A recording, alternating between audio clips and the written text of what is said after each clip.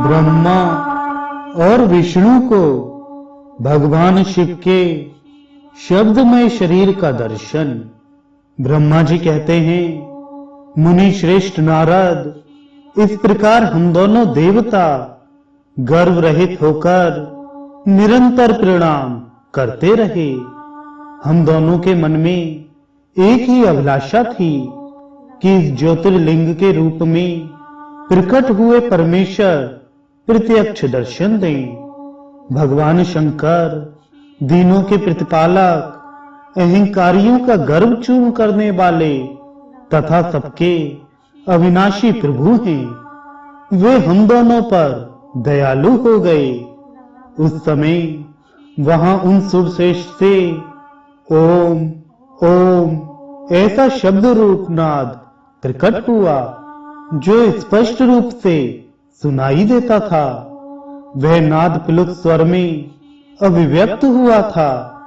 जोर से प्रकट होने वाले उस शब्द के विषय में यह क्या है, ऐसा सोचते हुए समस्त देवताओं के आराध्य भगवान विष्णु मेरे साथ संतुष्ट चित्त से खड़े रहे। वे सर्वथा वैर भाव से रहित थे।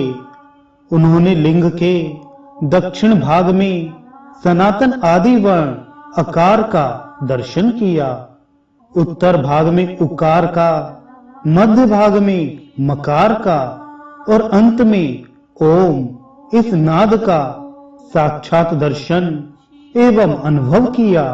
दक्षिण भाग में प्रकट हुए आदि वर्ण अकार को सूर्य मंडल के समान तेजोमय देखकर जब उन्होंने उत्तर भाग में दृष्टिपात किया, तब वहां उकार वर्ण अग्नि के समान दीप्तशाली दिखाई दिया।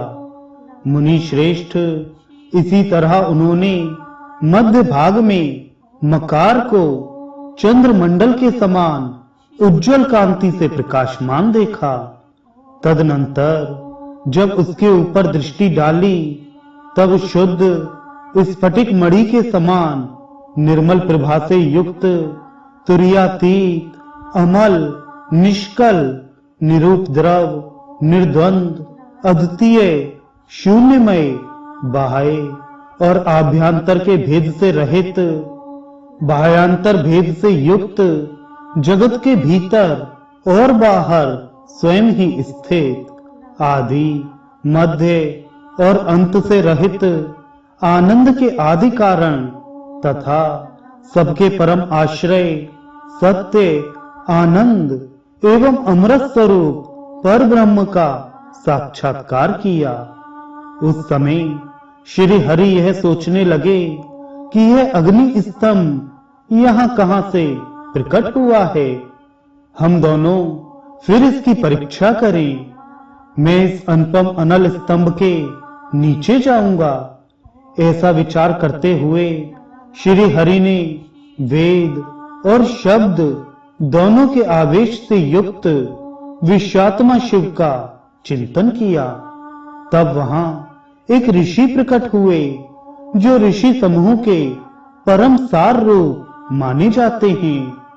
उन्हीं ऋषि के द्वारा परमेश्वर श्री विष्णु ने जाना कि इस शब्द ब्रह्ममय शरीर वाले परम लिंग के रूप में साक्षात पर ब्रह्म स्वरूप महादेव जी यहाँ प्रकट हुए हैं।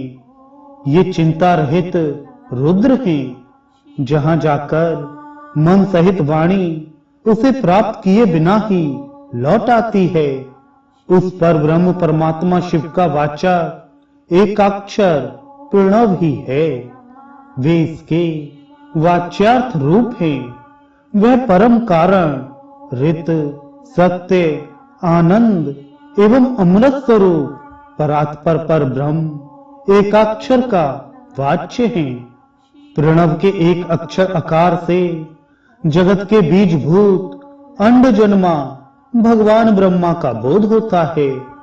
उसके दूसरे एक अक्षर उकार से परम कारण रूप श्री हरि का बोध होता है और तीसरे एक अक्षर मकार से भगवान नील लोहे शिव का ज्ञान होता है। अकार सृष्टि करता है, उकार मोह में डालने वाला है और मकार नित्य अनुग्रह करने वाला है।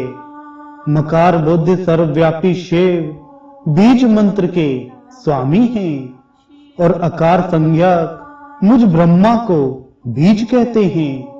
उकार नामधारी श्री हरि योनि हैं। प्रधान और पुरुष के भी ईश्वर जो महेश्वर हैं, वे बीजी, बीज और योनि भी हैं। उन्हीं को नाद कहा गया है। उनके भीतर सबका समावेश है। बीजी अपनी इच्छा से ही अपने बीज को अनेक रूपों में विभक्त करके स्थित है। इन बीजी भगवान महेश्वर के लिंग से अकार रूप बीज प्रकट हुआ, जो उकार रूपी योनि में स्थापित होकर सब ओर बढ़ने लगा। वह स्वर्णमय अंड के रूप में ही बताने योग्य था। उसका और कोई विशेष लक्षण नहीं लक्षित होता था। वह दिव्य अंड अनेक वर्षों तक जल में ही स्थित रहा। तदनंतर 1000 वर्ष के बाद उस अंड के 2 टुकड़े हो गए। जल में स्थित हुआ वह अंड अजन्मा ब्रह्मा जी की उत्पत्ति का स्थान था और साक्षात महेश्वर के आघात से ही फूटकर 2 भागों में बट गया था।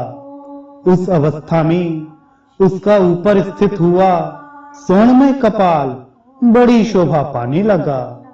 वही द्युलोक के रूप में प्रकट हुआ तथा जो उसका दूसरा नीचे वाला कपाल था, वही यह 5 लक्षणों से युक्त पृथ्वी है।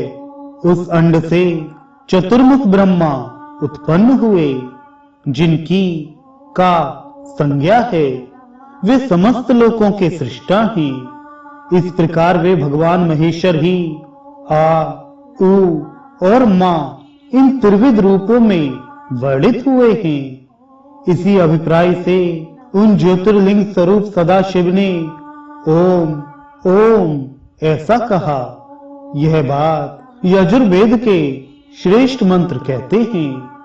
यजुर्वेद के श्रेष्ठ मंत्रों का यह कथन सुनकर ऋचाओं और साम मंत्रों ने भी हमसे आदर पूर्वक कहा, हे अरे, हे ब्रह्मन, यह बात ऐसी ही है। इस तरह देवेश्वर शिव को जानकर श्री हरि ने शक्ति संभूत मंत्रों द्वारा उत्तम एवं महान अभ्युदय से शोभित होने वाले उन महेश्वर देव का स्तवन किया। इसी बीच में मेरे साथ विश्वपालक भगवान विष्णु ने एक और भी अद्भुत एवं सुंदर रूप देखा। मुनि, वह रूप 5 मुखों और 10 भुजाओं से अलंकृत था। उसकी कांति कपूर के समान गौर थी। वह नाना प्रकार की छटाओं से छविमान और भांति भांति के आभूषणों से विभूषित था। उस परम उदार, महापराक्रमी और महापुरुष के लक्षणों से संपन्न अत्यंत उत्कृष्ट रूप का दर्शन करके मैं और श्री हरि दोनों कृतार्थ हो गए।